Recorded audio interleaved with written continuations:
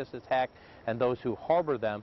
Just before the president was speaking, I checked in with a couple of congressional sources who are telling CNN that in private briefings today, key members of Congress were told by senior administration officials that the administration is, quote, confident, based on the early evidence in this investigation, quote, confident that Osama bin Laden is responsible for this attack. Now, in those briefings, we're told the administration did not say that with a certainty, but did say it was confident, that it had hard evidence in hand, that the investigation was continuing. That could be a significant thing to follow up in the days ahead based on the remarks of the president from the Oval Office to the American people tonight. Aaron. Mr. bin Laden has been an elusive character out there for a long time now. I guess he is on notice today. I think the president pretty clearly made that known. But he has not been easy to find, Mr. bin Laden, has he? He has not been easy to find, and there has been a great deal of criticism, some from the Congress, some from members of this president's cabinet now during the prior administration, that the United States government was not doing enough on the second point, not only to try to go after Mr. bin Laden, but to take action against those governments that provided him sanction. That a key distinction the president making tonight, obviously, as we learn more about the investigation in the days ahead and the outreach from this government to allied governments around the world and perhaps to other governments suspected of giving aid and comfort to Mr. bin Laden in the next few days as we assess the grim death toll and those injured in the days ahead. That's something else to keep an eye on as well. Aaron. John, thank you. John King, our senior White House correspondent. Paula? And earlier on, Aaron, we were talking with Jeff Greenfield about the challenge of the president delivering a speech where the toll has been so enormous. Jeff, your reaction to the president's words tonight? They are the words that he had to speak. But again, the question is, when the president says, it may have shaken the foundations of a building, but it did not shake our foundations in ourselves. That's what a president must tell us, and it's what we want to believe. But I venture to say in the country today, there are a lot of shaken people, not just in this city. And I think the key is not so much the words that were said tonight, but what happens in the days and weeks ahead. How different a country are we going to find? How much are our movements going to be restricted by the need for more security? The only other point I want to underscore John King's point, Richard Holbrooke on our air said, if the Taliban in Afghanistan is shielding bin Laden and he is the one responsible, they must feel the full force of our response. When the president said we will make no distinction between the terrorists and those who harbor him, I think that's very much the point he was making. There was a report in an Arab newspaper that is actually based in London, where the editor actually indicated that Osama bin Laden had telegraphed this attack as long as 3 weeks ago. If that is true, one could expect there to be some political fallout from this. Peter Bergen, who interviewed bin Laden 3 or 4 years ago, who was on our air earlier, made the point that every time bin Laden has been involved in an attack on American interests or personnel, he has in fact telegraphed, as he did presumably with the USS Cole and other events. And he said bin Laden, who once targeted American soldiers, has now changed his view. Any American civilian, by virtue of being a taxpayer, bin Laden thinks, is complicit in what he regards as America's misdeeds. So, you know, that's why the speech tonight is just the first of a very long chain of events whose end we can't possibly predict. Meanwhile, as we all know, New Yorkers wake up to a completely different landscape here tomorrow. Public schools closed, the stock market closed, all flights in this country, domestic, international, postponed at least until noon tomorrow, maybe even longer than that. So let's check back in with Wolf Blitzer, who also has some more insights right now. Paula, I'm sitting in the Washington Bureau, as is Cardinal Roger Mahony, the Archbishop of Los Angeles. He joins us now. Cardinal Mahony, explain to our viewers, what has happened today? Well, I think the very soul of our country has been severely tested. There has obviously been a great wound inflicted upon us. And there's great uncertainty in people's minds. There's great anguish. There's great outcry. But there's a numbness and an emptiness. And I think when the President called upon us to reach into the inner depths of our being and find that source of light, I think he has given us the insight we need. We in this country are people who, by and large, believe in God. We are people who believe in prayer. And I think this is the time, this is the moment when we need to rally our sense of belief, our unity as a people who believes in trust in God. And as we speak, Cardinal Mahoney, we're taking a look at some videotape of the devastation at the Pentagon, not very far from where we're sitting right now. When parents will try to explain this evil that occurred today, how should they explain that to their children? Well, I think this is a precious moment for parents and families this evening, because I think children will be particularly terrified as they see all of these horrible things unfold on television. I think parents need to gather their children. I think they need to gather the family. And in whatever faith tradition they might have, they need to link today with their scripture, with the Bible, the Hebrew scriptures, the Quran, whatever belief system they have. This is an excellent moment to do it. I think also something that's significant today, as I drove over to the CNN headquarters tonight, and the city is quite dark. It occurred to me that terrorists live in darkness, and their evil deeds, they do not wish those to be seen. So I'd say to parents tonight, gather your family, get out a candle. If you have a candle, light the candle as a family, and let the children in the family see the hope that is in that light. And I'm hopeful that the President is going to declare a day of prayer this week, hopefully for all of us to come together in our various faith communities. But just as the terrorists tried through darkness to bring down the spirit of our people, I'd love to see people light a candle in their home, maybe put one in the front window. Let that light of hope and trust in God's providence in our lives, let that shine across our country tonight and tomorrow. Cardinal Roger Mahoney, the Archbishop of Los Angeles, thank you so much for those words. And I just want to throw back to our Aaron Brown in New York, but to remind our viewers that first crash occurred almost exactly some 12 hours ago when that first plane crashed into the World Trade Center in New York. Aaron? Well, thank you, and particularly thanks to the Cardinal. Those were extraordinary words, and much needed, I think, to remind us how we might deal with the issues here with our children. I think all of us at some point today have wondered how we are going to explain this to them. Larry Eagleburger has been a part of a number of administrations in the diplomatic positions. He's, I think, familiar to many of you as well. He joins us from Charlottesville, Virginia, I believe. Again, good evening to you, sir. It's nice to see you again. Good to see you. I want to go back a few hours to conversation you had, because if I remember it correctly, you talked specifically about two things that came up in the President's statement. One is that we need to be proactive. The country needs to be proactive in attacking terrorist groups before they attack the United States.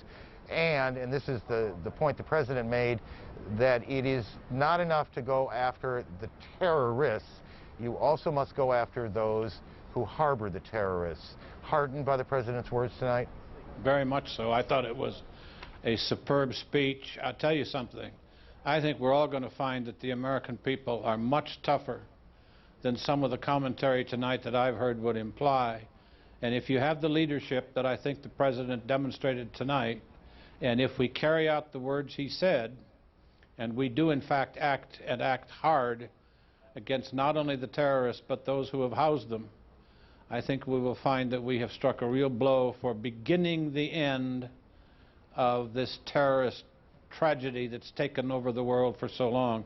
We won't win it all at once, but if we now really start to take seriously the words that the President said, both in terms of attacking the terrorists and those who mother them, I think we can begin to see this thing turning around. And I think the American people will be totally in support of that. Secretary Eagleburger, what is it that you've heard from commentators or anyone else that made that perked your ear there, that suggested the American people did not have the resolve or did not have the toughness to deal with this? Well, I don't want to carry it too far, but what I've heard is, they're all shaken. There's some implications that we're not going to sort this out too quickly. All I'm saying is, whether we've been shaken or not, if you watched what went on in New York City today, and particularly the police and the firemen, but also average New Yorkers, in the ways in which they responded to try to take care of each other, I was in fact very much impressed by their guts and their ability to deal with these things in a rational way. And I think it showed a great deal about the city of New York, which has not always been my favorite place. And it also showed a great deal about the American people. And I think you're going to find that we are going to be really prepared to back the president all the way. Now, in this sense, I do think it's like Pearl Harbor, because it's Pearl Harbor that led us all to come together to defend ourselves against the Japanese. I think this is Pearl Harbor in a sense, in bringing us now to look at this terrorist issue as in fact we should look at it, which is if we don't deal with it now, it will be so much worse as the years go on. Secretary Eagleburger, thank you. It's good to talk to you again. If I could just a second, one thing he said, of all of the images that we've seen in the 12 hours that we've been here, it is a scene of New Yorkers calmly evacuating the area, very slowly walking, no panic, no screaming, helping one another, that has stayed with us. It is not the most dramatic picture, but it is one of the most telling pictures we have seen about how people respond in moments of extraordinary crisis. Paula? Well, to tell you, Arian, the story that hasn't been told is the generosity, the spirit of the New York people. I mean, a lot of New Yorkers get a bad rap here, but the fact is there was a plea made for people to donate blood, and at many area hospitals there were as many as 4 to 5 hour waits. Yeah. People lining up. This is a city that has taken a number of terrible hits in recent time, but in moments like this, it is truly the best of us that we saw today. And I don't think it's simply New Yorkers. I think we would have seen this most anywhere else. But they're a tough group out there below us, 30 or 20 floors, and they handled an awful, awful experience today with extraordinary calm, to which I think we all are grateful. All right, right now I'm going to check in with James Kallstrom, who was formerly of the FBI. Welcome. Thank you for joining us tonight. Well, sir, can you explain to the American public how it is possible that 4 commercial airliners were hijacked in a several-hour period? I don't think we can explain that right now, Paula. I mean, we'll be answering those questions in the future. I can tell you this, that everyone in law enforcement and the intelligence agencies prayed and hoped that something like this would never happen.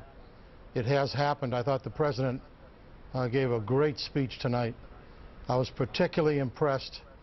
It's a bit redundant from the other speakers, but his discussion of there will be no difference between those that committed this horrendous act and those that supported, harbored, assisted this horrific act. I think that's a very, very key point. And as the days roll out, the United States, this great country we all live in, and the heroism that you saw on the streets of New York, I saw that day in and day out in smaller tragedies, and I'm sure we see that throughout the United States. But as the days wear on, the United States and the Allies, if they carry out what the President said, we'll be far better off for it. If you would, sir, though, would you come back to the vulnerability that was exposed today? What is the significance that 2 planes were successfully hijacked from Boston? What is the significance of the fact that all 4 of these flights were cross-country flights? Well, I mean, I think we can read into that, Paula. I don't know the answers. It would seem like the interesting and tragic thing is that people would give their lives that could also fly sophisticated airplanes, that they apparently could get on these airplanes through generally good screening techniques. I heard one report that they were carrying knives or box cutters, and that could be. How do you get through security with box cutters on you? Well, I'm not going to go into all the different ways that could happen, and I don't know exactly what happened.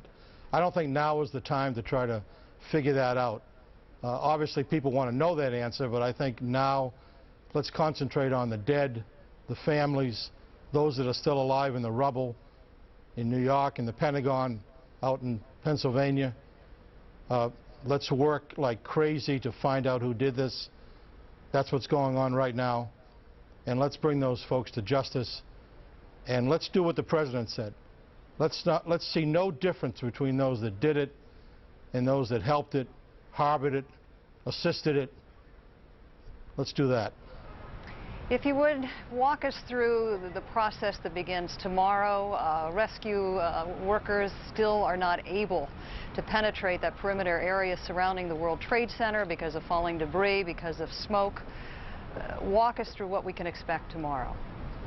More of the same. I mean, I think everybody is 24 hours a day now. I mean, I saw reports just a while back that close to 200 New York City firemen are missing. 40 or 50 New York City police officers are missing. And certainly all the people that are in the World Trade Center are missing. So there's been a valiant attempt already to save lives, and that'll continue. All right, Mr. Kallstrom, thank you so much for your time this evening. Right now, Aaron and I are going to hand this back to Wolf, who continues to stand by in Washington. Thank you very much, Paula. And I want to report what a senior administration official is telling CNN, that the President's National Security Council will be convening once again shortly to review what has happened and presumably to discuss some various options about what is happening. President Bush, of course, will be participating together with his National Security Advisor, Condoleezza Rice, Secretary of State Colin Powell, the Defense Secretary, Donald Rumsfeld, and the Vice President, Dick Cheney. When we get some information on that, of course, we'll report that as well. But I want to bring in CNN's Greta Van Susteren. You were at National Airport early this morning when that American Airlines Flight 77 slammed into the Pentagon. What did you see, Greta? Well, let me tell you, first of all, I was on a flight on a runway to go to New York. It was canceled because they said 2 planes had run into the building in New York, so they canceled our flight. I got off the plane. I headed back to my car to come back to work. I was on the rooftop of National Airport's parking lot, which is about 2 blocks from the Pentagon, and I heard something funny. Well, no, first my husband said to me, "We better get out of here," and I thought it was a little bit strange. My husband's acting a little bit like an alarmist. I turned back to look at him. I heard something funny. I looked over his shoulder. I saw something. I'm not sure quite what it was, but low level. Then all of a sudden there was silence. Then there was a kaboom, and then smoke came billowing out, and I knew that it was the Pentagon. The Pentagon's about 2 blocks, of course, from National Airport, hidden behind some buildings, and there was just smoke and debris flying all over, coming up in the air. Obviously a very terrible sight. And we're taking a look at some live pictures right now. You can see the fires still continuing at the Pentagon now, some 12 hours later. What was your first thought, though, when you heard that kaboom? Did you have any sense what was really going on? At that point, I knew there was a big problem. I knew it was the Pentagon, and I knew that something horrible had happened, and I could see the magnitude of it. And it was really one of terror, because we had no idea, was there more coming? Was National Airport next? It was only 2 blocks away. Cell phones went down. I tried 2 cell phones, was having difficulty getting through. I finally did get through to CNN, but the traffic was tied up. You heard plenty of sirens and almost no information till I got in the car and did find out what happened.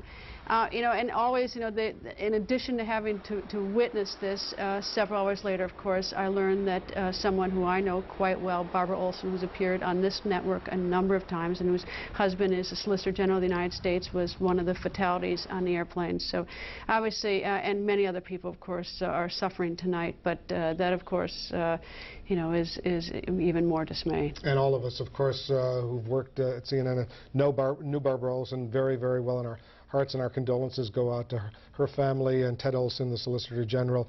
A very, very sad day for the Olsons, of course, for the entire country. Greta, put on your legal hat now. What is going to happen legally right now? Walk us through what we can expect. Well, first, I mean, obviously, I mean, I can't tell you what the President of the United States is going to do, but there seems to be at least something the country is going to do. The President obviously has indicated the country is going to do something. But assuming that that action is done, something is done, the President, there's also the possibility of some sort of legal remedy. It's not much of a remedy, but you can it has happened in the past is that we've gone over and nabbed terrorists, brought them back to this country, and tried them for terrorist acts here on American soil, or for acts that they've committed against American buildings overseas. And of course, they can get the death penalty if proven guilty. What's interesting about this, and what people should know, is that oftentimes it's done in a conspiracy charge, and if you have any involvement in a conspiracy, for instance, you just stick your toe in the water of a conspiracy, you're in for the whole thing. So a lot of people can be brought into a conspiracy for almost just a minor act aiding the conspiracy. Not just the ones who are responsible for planning and causing the deaths, but if you in any way just assisted a little bit, you're in for the conspiracy and you could face the death penalty. All right, Greta Van Susteren, thank you very much. Stand by. I want to go back to New York. Aaron, Paula, and Jeff are standing by. Guys, take it over. Well, thank you. It is another day in Asia already. The Nikkei is open, the Japanese stock market. It is already down 5.5% to a 17-year low. This is not unexpected. It is the kind of thing that happens when there is instability in the world, and there is instability in the world today, certainly in our world today. Jeff, it seems like days ago that we began this. Tell me where you are right now. I was thinking about waking up this morning in a city that was going to have a primary election for mayor and other city offices, in a country that was worried about an economy that might or might not be flattening, kids back at school for the first month, at a time when the big issues, when big events, when horrible events seemed behind us. That was the political climate we've all thought we'd been in. And we are going to wake up tomorrow in just a completely different city and a completely different country emotionally. We wake up to a city tomorrow where the majority of the businesses below 14th Street, down towards the World Trade Center, are shut. Public schools closed, parochial schools closed, all private schools closed. No flights coming in or out of this country. Stock market closed. It's a new reality. And as Jeff expressed earlier on, I think you said it pretty pointedly, our luck ran out. It is, when I walked off here for a short break around 6:30 or so, I thought about my daughter, who's 12 and a half, and I wondered if she, in her school, was taken into the gymnasium as I was in November of 1963, when President Kennedy was assassinated. I remember everything about that moment, and I wondered if she will remember every bit of that moment as well. I wonder. December 7th, 1941, yeah. September 11th, 2001. I think this date may well have been inferior. Larry King Live is coming up in just a moment. Before we go to Larry, we want to take you back to one of those moments today. It happened at the Capitol. Democrats, Republicans, senators, representatives gathered on the steps of the Capitol to show that the government was running, that they were there, and the country was strong. Tonight with the light from above, from the mountains to the prairies, to the oceans, white with home. God bless America, my home, sweet home. God bless America, my home, sweet home.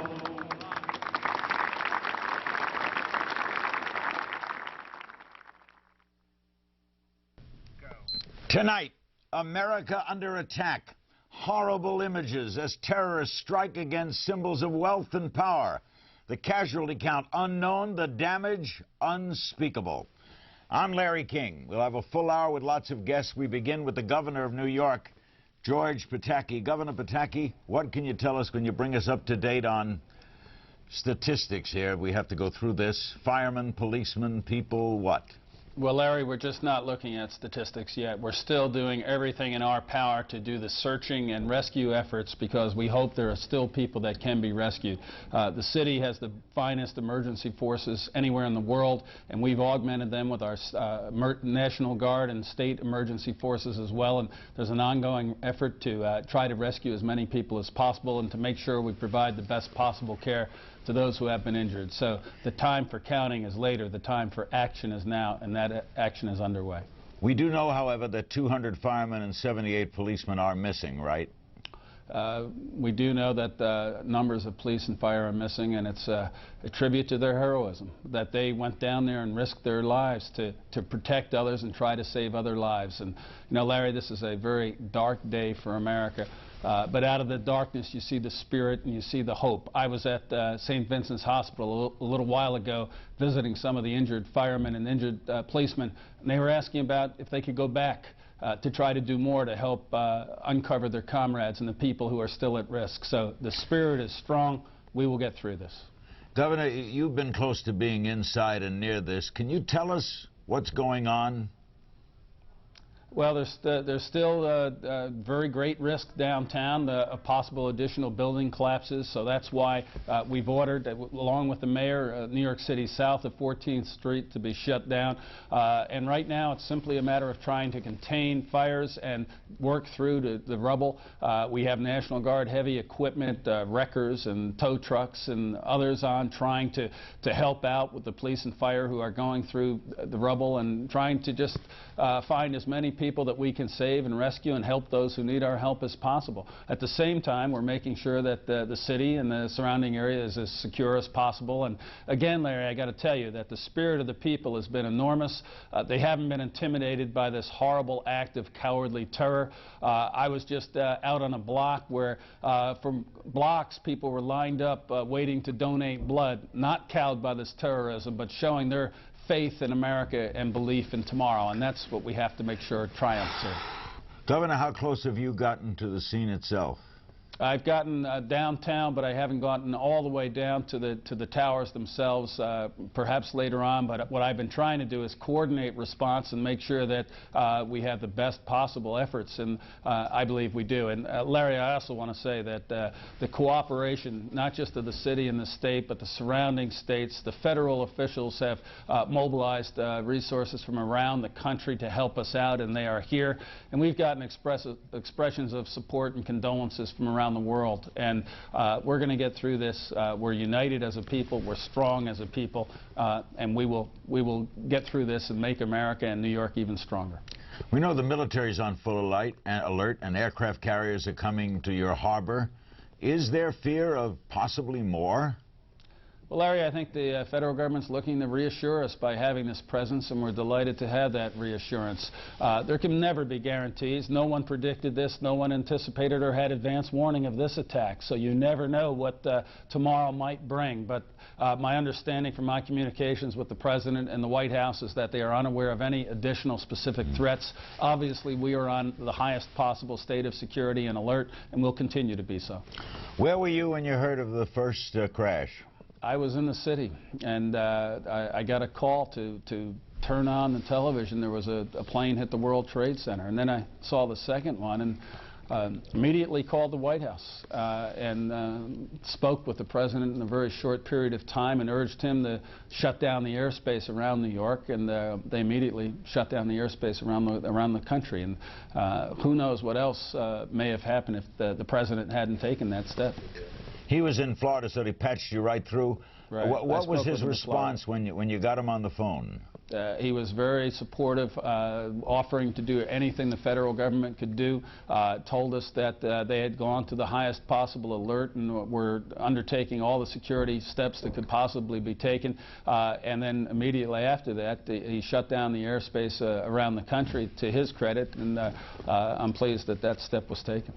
Will New York airports open tomorrow?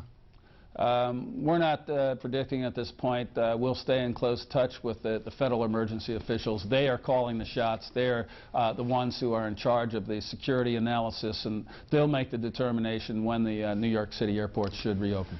Thank you, Governor Pataki. Thanks for giving us the time. Thank you, Larry. Next, we go to Washington, D.C., where James Baker, the former Secretary of State, is standing by. Is this, Mr. Secretary, a failure on the part of American policy? I don't think it's a failure on the part of American policy, Larry. I think that there probably were perhaps some lapses in security. It would be well, I think, for us to consider beefing up some of our intelligence capabilities, particularly our ability in the areas of human intelligence, which we have been sort of de-emphasizing since the mid-70s. But I don't think it's a policy failure. And if by that you mean that it's linked somehow to what may or may not be happening in the Middle East peace process, I would be very leery of making too direct a connection there. You know, my favorite suspect here, and I have no inside information with respect to this, is Osama bin Laden. He seems to be the favorite suspect of a lot of people. And this guy has done some things in the past that didn't depend on whether or not we were making progress toward peace in the Middle East or not. I mean, if you remember the bombings of the embassy in Kenya and Tanzania, the Khobar Towers bombing in Saudi Arabia. So I wouldn't make too direct a connection to the Middle East peace process. The president said we will take action and see no difference between those who committed the crime and those who harbored them. That's a direct threat against anybody around this. Do you expect to see retaliatory action soon? Well, I don't know how soon you will see it. I would expect to see it. We have contingency plans. We had them way back when I was dealing with these issues for the United States. And I remember well, as a matter of fact, Larry, when I was meeting with the foreign minister of Iraq in the lead up to the Gulf War in 1991, and I warned him against using weapons of mass destruction against American forces. I said the American people will demand retribution, and we have the means to exact it. And I think they took that to heart. They didn't use weapons of mass destruction, but I think the American people, following the tragic events of today, are going to demand retribution, and I think the United States does have the means to exact it, and I think we will. Mr. Secretary, when you fear terrorism, as all of us have to fear it to be logical human beings, it's around us, did you ever think of anything like this? Not anything of this scale. I mean, you have to really be amazed, or at least I'm amazed, at the degree of success. 4 airplanes were hijacked. 75%, 3 out of the 4, found their targets. We haven't had a hijacking in this country in over 10 years. And yet these people were successful in hijacking the aircraft, not only hijacking them, taking control of them, flying them into their intended targets. It really is rather surprising and rather amazing. And I'm reminded also, Larry, of the successes that American counterterrorism and counterintelligence forces have had through the years. I remember during the time that I served, any number of instances where we would have a threat and we would catch it in time and we would roll it up. We would prevent it from happening. That happened over and over and over again. It didn't happen today, quite tragically. We didn't catch this one. Thank you, Mr. Secretary. Good seeing you. Thank you, Larry. Good to see you. Secretary James Baker, the former Secretary of State. Now we go back to New York. Standing by are Teresa Ward. She worked in the World Trade Center, in the #2 World Trade Center on the 33rd floor. Bill Heitman, who worked on the 81st floor, was also working at the time of the '93 bombing. John Averone, who works at the World Trade Financial Center, that's right next door. And Tim Cavanaugh, who works about a quarter mile away from the World Trade Center. He was on the phone to a friend who works in the World Trade Center, was suddenly cut off. And Rose Arce, our CNN producer in New York, who's been on the scene. She's outside. There's Rose. All day long, it seems, on top of this. Let's start with Teresa. Where were you, Teresa? What happened? I was in my office, just starting my day, booting up my computer, having my coffee, and we felt the building shudder. And at first, we didn't really know what was happening, but we all sort of walked out of our offices and looked around. And as we looked out the window towards the West Side Highway, we saw nothing but paper and debris floating from the sky. It was, overwhelming. Did you panic? Actually, we didn't. There were a lot of people in my office that were in the '93 bombing, so everyone just sort of decided to leave, and everybody left in an orderly fashion via the stairs. And it was very orderly. In fact, everybody was really calm. So we were fortunate in that regard. Now, is it true, Teresa, when you were outside, they told you it was okay to go back in? No, actually, what happened was we were in the stairwell. I was on the 9th floor, and there was an announcement on the PA system that basically said that there was an incident in One World Trade, but that 2 World Trade was okay, and that you could return to your offices. It was okay. And at that point, a few coworkers and I jumped on the elevator, And we thought for a moment about going back up, then thought better of it, and decided to go down. And at that point, we had no clue what was happening with One World Trade or Two World Trade. And when we got out to the street, it was just pandemonium. Teresa, do you know why you didn't go back up despite the fact the announcement said you could? Well, you know, it just seemed like there was so much going on, and we felt that it would be better, as everyone was exiting the building already, to just gather with everybody from my firm on the concourse level. So it just seemed like the sensible thing to do at the time, and in retrospect, you know, probably saved a lot of lives. Good instinct. Bill Heitman worked in World Trade Center 1, the first building hit. He was working on the 81st floor. What was happening? And you were also in the 93, right, Bill? Yes, I was. Yeah. What happened at the moment of impact? Where were you? What happened? At the moment of impact, I was knocked out of my chair, and we just briefly panicked and headed towards the middle of the floor to get away from the windows. And then we headed for the stairwell and started heading down from the 81st floor in an orderly fashion. And aside from some people that were suffering from asthma, and some injured, it was actually well-spirited going down, you know, until we started getting down to the 30s and the 40s. Then what? And the firemen started passing us and were collapsing on the stairs. The firemen were collapsing? Yes, just from the loads they were carrying, the oxygen tanks, the hoses. It was really bad. It was tough to see these guys. Did you say to yourself, "Here we go again"? Yes, I did. But at this particular point, it didn't seem like it was a bombing. And after the initial crash going down, it seemed like the worst of it was over. And you did or did not know it was a plane? We had heard when we were in the stairwell. Probably it took a total of an hour for me and the people that I was to get downstairs.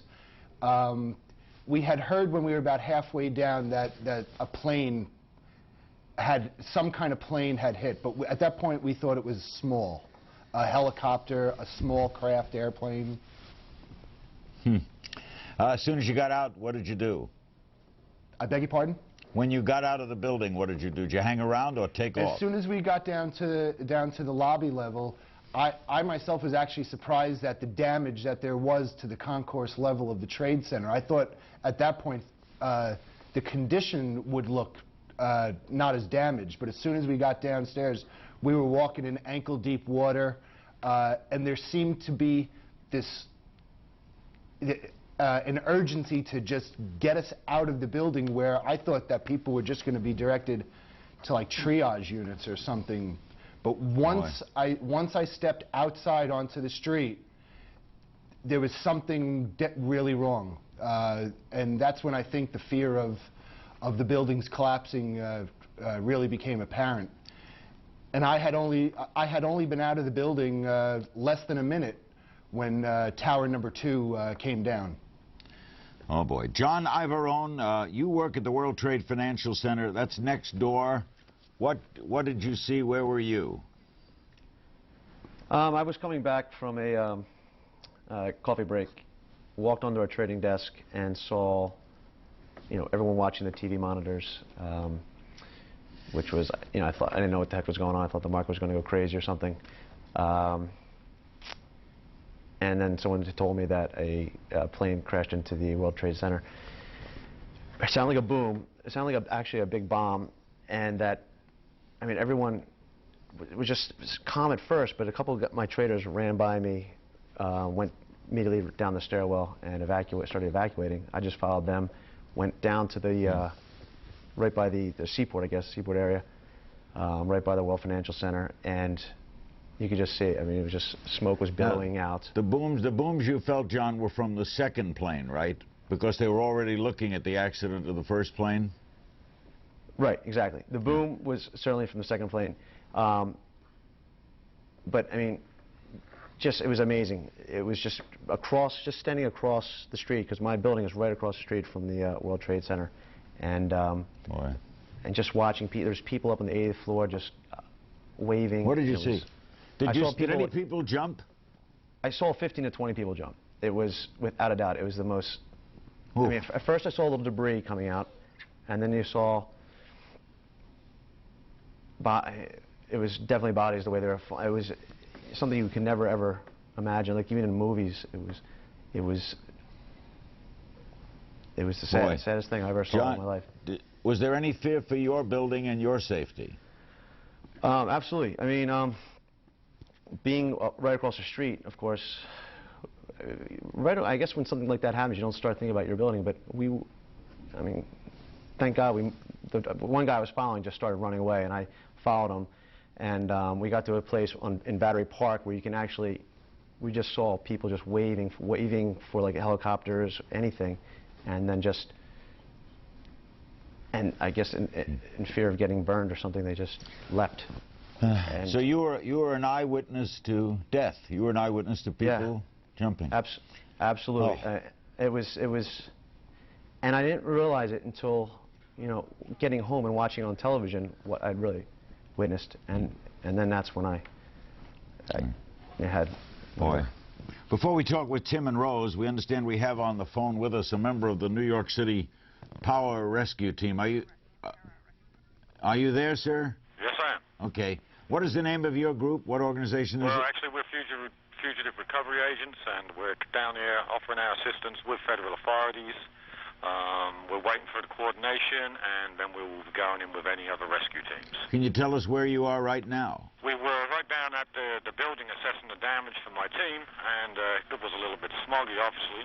We're covered in soot right now, and we're taking our break until we can coordinate what's going on. What early assessment do you have? Right now, it's a mess. It's like Beirut down there. I mean, it's really a mess. Can you describe it a little more? What do you see? A lot of debris.